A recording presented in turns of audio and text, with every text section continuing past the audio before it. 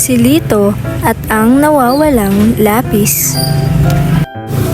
Isang umaga, masayang pumasok si Lito sa paaralan. Handa na siyang matuto at gumawa ng mga gawain. Nang magsisimula na ang klase, napansin ni Lito na nawawala ang kanyang lapis. Nalungkot siya dahil hindi siya makakasulat. Naku, hindi ko mahanap ang aking lapis. Paano ako makakasulat nito ngayon? Napansin ito ng kanyang kaklaseng si Ana. Agad niya itong pinahiram ng lapis. Narito, Lito. Maaari mong gamitin ang aking ekstrang lapis. Maraming salamat, Kali. Pangako nga alagaan at iingatan ko ang lapis na ito. Aking natutunan na mahalaga ang maging responsable sa sariling gamit at ang kabutihan at pagtutulungan ay nagbibigay ng saya sa lahat.